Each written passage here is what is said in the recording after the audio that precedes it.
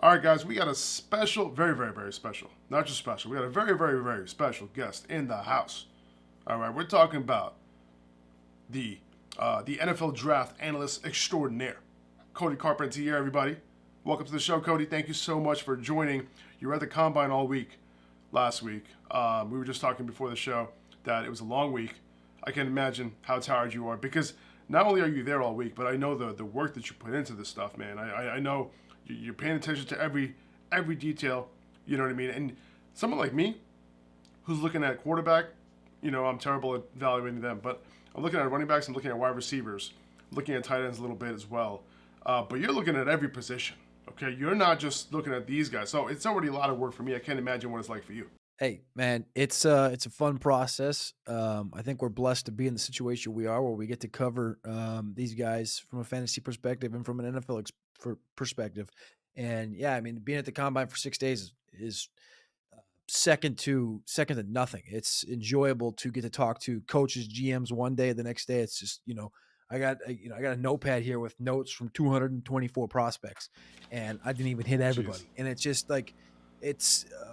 Very cool experience, and it is definitely, like you mentioned, you can be focused on one position or talking to coaches or this, but when you're going across the board talking to like all the position, it definitely gets a little, it doesn't get like annoying or tough or anything, but it just gets like you're just bugging because you're like talking to like running backs, right? Or you're Yeah. watching running backs, and all of a sudden it's like D line, and you're like, all right, got to change ching, ching, ching, ching, pull the Rolodex up. All right, now I know what I'm saying? Like it's a whole different process. So, yeah, but it's fun, it's enjoyable, and we're getting there. I don't want to say we can see the finish line because we're 50 days from the draft, but we're getting there. I'll just say that. We are, man. We are. Now, we're, of course, on this show, we're talking fantasy relevant players here, okay? So quarterbacks, running backs, wide receivers, tight ends. We're not doing any IDP here, okay, guys? So if Come you're here for on, IDP, man. get out. Get out, okay? All right, let's start with the quarterback position. We obviously didn't see, a few of the top guys throw. Caleb Williams, Drake May, Jaden Daniels. They seem to be waiting for their team's respective pro days, hopefully. But out of the quarterbacks that we did see, J.J. McCarthy, Bo Nix, Michael Penix, those guys all through. Were there one or two guys that stood out to you and might have raised their stock? I was really hoping for, first off, I think everybody was hoping to see May, Williams, Daniels. We kind of knew Williams wasn't going to do anything, but I was hoping for May and Daniels to kind of go out there and compete against Penix and McCarthy and Nix and guys like this, but they didn't. And for me, as we were sitting there charting, and I'm going to completely answer this question from a on-field workout and drill perspective, not 40s, not anything like that. But the most Yes. impressive, we charted the quarterbacks, Matty Kiwum did, and then myself and Alex Dunlap charted the wide receivers. And the charting came through heavily in favor of McCarthy and Penix.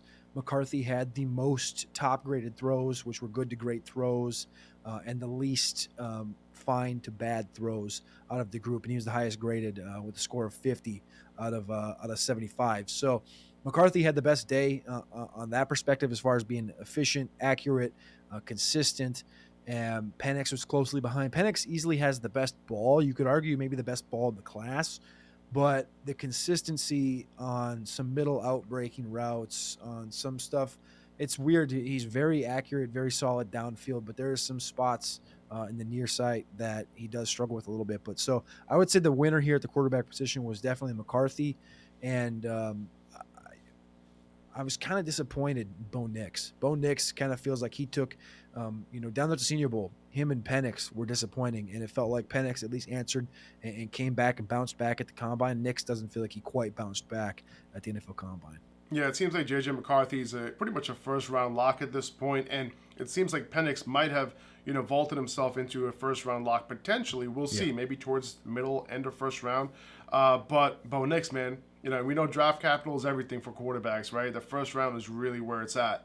And early first round at that, right? So, Bo Nix, man, hopefully he'll be able to be put in a good situation. And for his sake, for history's sake, you hope that for him that he makes it into the first round, but we'll see. Now let's move into the running back position. Who are some guys who increased their stock on Saturday at the combine? Dude, the running back position is very, very interesting. This group was very underwhelming, I think is the best way to put it. Jonathan Brooks did not perform. I currently moved him up to running back 1 just on the requisite of he didn't do anything wrong. He weighed in 216 pounds. He weighed in heavy. He weighed 207, I think, on the Texas depth chart this season. Came in 216, which he's been injured, so the weight kind of makes sense, but he looked good with the weight. But as far as on the field, Trey Benson did answer another question, which was, is he going to be able to pull that speed together? He had a big knee injury 2 years ago at Oregon, transferred to Florida State. Wasn't fantastic. It was good enough, but he answered the question running a 4.39. That's big. That vaults him up into this conversation to be RB1 in the class. For me, it becomes Brooks, Benson, Allen. That's the conversation for RB1. Braelon Allen did get a little bounce back just because he came in light and didn't even run. But another riser through, I think, 2 guys that I think are under-discussed at this current stage, I'll start with, is Isaiah Davis, who performed at the Senior Bowl. He was invited to the Shrine, went to the Senior Bowl, 220 pounds, massive hands, ran a 4.57 or 220 pounds. He's very good between the tackles, grinding back. He's going to be very good in the NFL as far as that goes. I don't think he has the ability to. I don't think really anybody in this group has the ability to be, a top 5 dynasty running back. And Tyrone Tracy, I think, is another interesting one from Purdue, 5'11", 209. He came in, ran a 4.48. He was another guy that's a one-cut downhill, smacky in the mouth guy from Purdue, and he was great at the Shrine Bowl, very good. Blake Watson was another guy at the Shrine Bowl, and Frank Gore Jr. Those are the 2 guys that got the conversations. But Tyrone Tracy was down there as well, and Tyrone Tracy looked good, and he's continuing to build on this pre-draft process.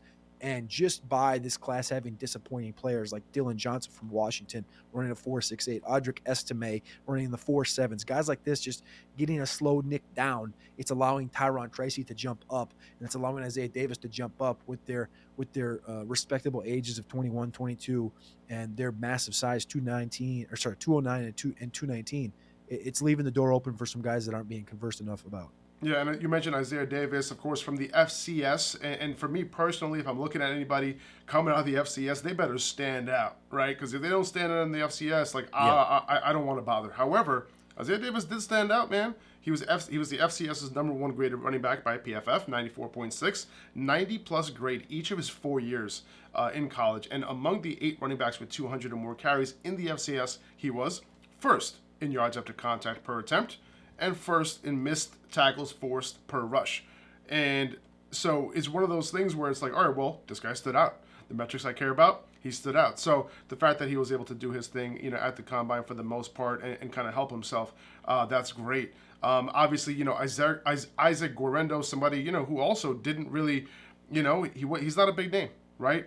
Louisville running back, he ran a 4.33 40 at 225 pounds, which is pretty impressive. Among the 85 running backs last year in the Power 5 with 100 more carries, 7th in yards after contact per attempt. So it's not just speed here, right? So he has a little bit there as well, and a little bit of a pass catcher too, a little sneaky there as well. 3rd in yards per route run among the 62 Power 5 running backs with 20 or more targets last year. So you also mentioned, Trey Benson, in line for that potential RB1 spot. Jonathan Brooks potentially in line for that RB1 spot. Those guys, I think, are my top 2, man. And we talked about it on your show, and we'll get to that in a minute, where you guys can find out where you can listen more of Cody. But Marshawn Lloyd, man, I think, he did enough, and I think I'll take his speed here. I think he's one of the most versatile running backs in this class, and he's a workhorse too. So given his production, given his efficiency, both the run and receiving game, last year, one of the best combinations of yards after contact, missed tackles forced, and yards per route run of any running back in this class, 4.46 40, 36-inch vertical, 220 pounds. I think I'll take it. I was happy to see what came through with the numbers for Marshawn Lloyd. I had a feeling he was going to run sub 4.5. 4.46 is fantastic at 220 pounds. I just have little worries, and I blame it on Alex Dunlap from Roster Watch, him and Byron. And they talk about, old guys over the last, decade and a half. Darren McFadden's a guy that had, the upper body, the traps, like Marshawn Lloyd, the chest, the biceps, all that stuff, like he's been doing shrugs for like 7 days straight, right? But the lower quarter, the calves, the knees are slender and slight. And Byron's like, that's Darren McFadden calves. And that's how you get injured a lot. And I'm like, you really got to put that in the comment. Like, I don't really want to deal with that right now. I love Marshawn Lloyd. I love what he brings to the table. He's fantastic at the Senior Bowl. This guy's got some of the best cutting and vision in the class. And but it's just another guy, just another question mark on it. And he did have a couple of injuries in college that were, minor, but he dealt with them. And he's been a fantastic back throughout his college career. So I do have him, of course, in the top 10, but I think it's just another guy in the group to, have a conversation about. I think he's a very solid back. What about Bucky Irving, man? Did he disappoint you a little bit? Ew. It was not ideal for him. Dude, I mean,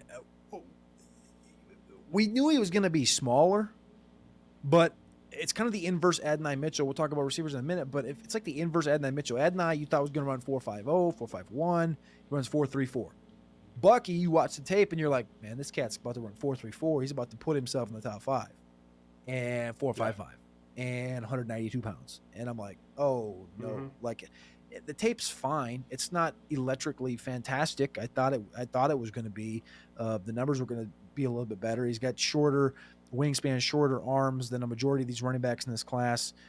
He's just not a big stature guy. So I think it eliminates him from the conversation of saying, okay, he's 195 pounds, sure, but he runs 4.35 and he's going to be dynamic out of the backfield. You can paint yourself a picture. You can't paint a picture for a guy to play 3 downs in the NFL at 192 pounds running 4.55. It's a lot harder to do that than at 4.55 than it is for faster guys. So this is going to be much more of a satellite kind of situation, but he falls directly out of my top 12 for sure after that combine. Yeah, man. It went from potential top 5 for me to pretty low, man. I had to move him down after that.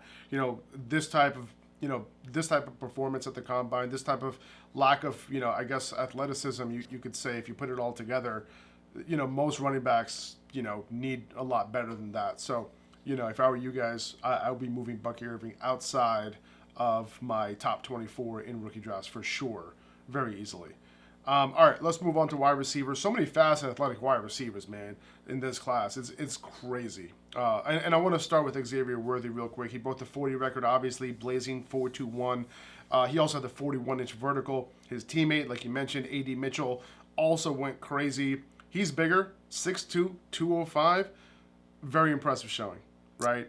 Now, who do you like more going into the NFL if you had to choose one? And do you think both end up getting drafted in the first round?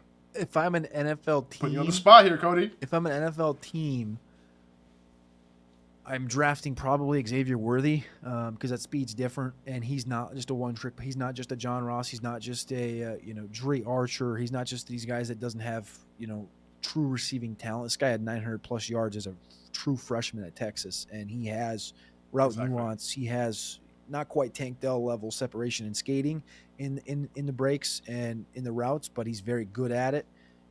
He's going to translate well to the NFL, and I think that's going to be a guy I want. But in fantasy, I got the niche, the niche. That's not a word that I'm looking for, but just a tick ahead of Xavier Worthy would be Adonai Mitchell, because the size that he brings to the table and the speed now that he brings to the table, coupled with his length, which was one of the longer wide receivers in the class from an arm wingspan stance, his contested catch ability in the end zone and his continual, I covered Texas a little bit for Orange Bloods, and I've paid attention very closely the last year and a half to Texas football, and it's like a weekly basis you can count. Even if he catches one football, it's going to be for a touchdown. They just know when to go to him. The game matters the most. He could have no catches through 3 quarters, but in that fourth quarter they need a touchdown. Guess who's going to? Adonai Mitchell. And there's really nobody that can jump up and compare with him when you're 2 feet in the air.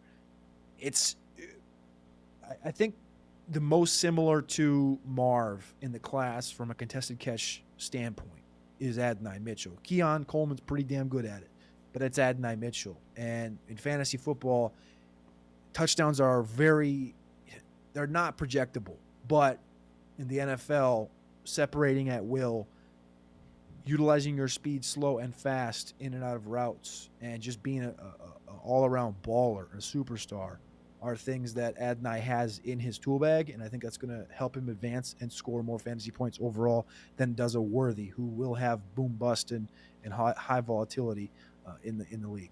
Yeah, 1,000%, man. But listen, man, when you look at wide receivers who break out at the age of 18, on top of that, 30% dominator rating, right?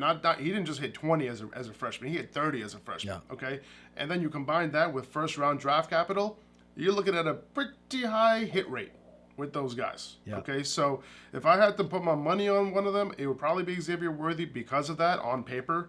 I mean, 165-pound frame can cast some doubt, no doubt about it. But look at these guys who've been coming out lately, man. Lately, the NFL has been moving in this direction where these small wide receivers can win. So, but yeah, both these guys, man, very, very impressive. Which other wide receivers stood out to you at the combine? And I'm just going to name a couple names here if you want to, chop up on any of these guys. Ladd McConkey, Ricky Pearsall, Xavier Legette, and, obviously Brian Thomas. You also mentioned Keon Coleman's performance as well. And let me know what you think on that, because the overall perception at the start with his 40 wasn't amazing. But then you look at how he went through all the drills, and the speed that he ran through those drills was pretty legit. Let's start with the fastest first, and we'll start with Brian Thomas. I think the big problem here, and I actually just tweeted this out a little bit ago because I did a mock this morning, and he still's going, round one in these Superflex rookie mocks. We're double counting. I'm not, but the vast is double counting this Brian Thomas situation. We knew he was going to run sub 4.4. We knew he was going to run, I think the number was 4.35, 4.36 was kind of a prediction. He runs 4.33. Cool. It's fine. 209 pounds. Very impressive. But don't double count it for fantasy football. In the NFL, he's going to get overdrafted. That's just point blank, period. We charted every single play, every single route, I should say, at the NFL Combine. Brian Thomas was third worst among the entire class. Troy Franklin was the worst. This is gauntlet and all on-field stuff. On-field routes, not testing, of course. Brian Thomas, I think, is going to be overdrafted in the NFL, and in fantasy football, it's just he's more of a developmental wide receiver. He's got this one trick, and if he goes to Cincinnati, if he goes to Dallas, if he goes to Philly, if he goes to Buffalo, that one trick can work. He scored 17 touchdowns last year, was not a fluke. He had Malik on the other side, and Jaden Daniels could put the ball anywhere he wanted within 65 yards of the line of scrimmage, and Thomas can run underneath that football. It's college is a different game than the NFL. He doesn't have enough route growth to succeed early in the NFL. Xavier Legette bounced back massively, though. He couldn't separate the Senior Bowl very well. Kind of disappointing. He bounces back, though, at 223 pounds, runs a 4.39. That's exactly what he needed to get himself back up into that top 15, top 12 conversation, to keep himself there. You brought up Keon Coleman. Very disappointing 4.61. Very let down. But then when you watched and we graded all of those routes and the gauntlet, and you can see, it came out on Twitter and everyone's like, he's running 20 miles per hour in the gauntlet. You could tell. I tell you, you were in the stadium. You could tell when Keon Coleman was running that. You're like, yeah, that looks a little different than everybody else. He looks a little rickety, a little raggedy when he's doing it. It's not as tight as like the Roma Dunze running through the gauntlet. But the tenacity at which he runs those routes at is next to none. You brought up Ricky Pearsall. Pearsall, I think, checked another box, and he's just going to continue to slowly grow and grow and grow.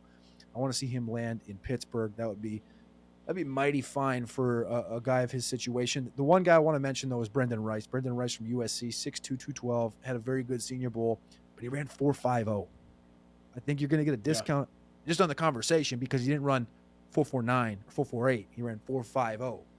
And it's just a weird thing that plays tricks. Alex calls it the $9.99 effect, right? These $9.99, it's a good deal. Right. $10, right? That's the Brenden Rice situation right now. And I think it's a guy he's going to be a very good number 2 in the NFL. He's going to succeed, and I think he's going to give you a lot of opportunities like Michael Wilson has. I love it, man. I'm a fan of his. I really liked what he did at the Senior Bowl, to be honest with you, because he was separating out well as a big dude, being able to do his thing. Red zone, absolutely killed it. I just real quick, this is the last one on wide receivers. I asked some questions around Troy Franklin, man, measuring at 6'2", 176. That's your boy, man. That's your boy. We talked about this, and you mentioned that he didn't grade well on those routes. He didn't look he didn't look amazing running through those drills, running through the gauntlet. What was your real takeaway? Are you moving Franklin down?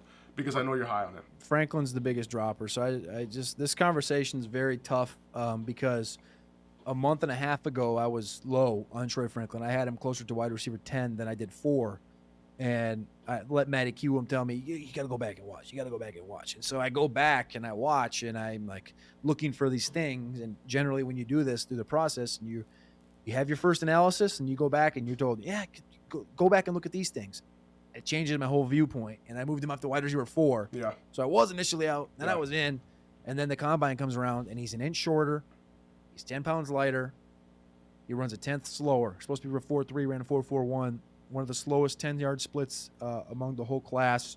The gauntlet was horrible. It was the worst gauntlet of the entire group. The route running across the board, slant go, 7-out dig, banana bench, all of it across the board was not great for Troy Franklin. And I talked about it earlier with Brian Thomas at a developmental level is kind of where Troy Franklin put himself. That is, we graded last year's class, Jalen Wayne from South Alabama, right? Antoine Green from North Carolina, guys that never saw more than 10 snaps this last year in the NFL were graded higher than Troy Franklin was this year. So I'm worried about him. I still think he's a dynamic receiver, but I definitely don't have the pizzazz and the thoughts that I did, even a week ago. That's amazing, man. That's something. That tells you what the combine does. Good, bad, the ugly. Make sure to go follow Cody at Cody Carpentier on Twitter, who puts out amazing work at Roster Watch. Make sure to check out his weekly Roster Watch mock draft show series exclusively on Twitter, or X, I should say. I was on the show on February 28th. We ran through a 2-round Superflex mock. Don't take Troy Franklin, and don't take who was the other guy that Bucky Irving. I took in the late second round as well. But make sure to go check that out. Okay, I'll have all the links in the description for you guys. Cody, thank you so much for your time, my friend. Faraz, brother, I appreciate you as always, my man. Thank you, brother.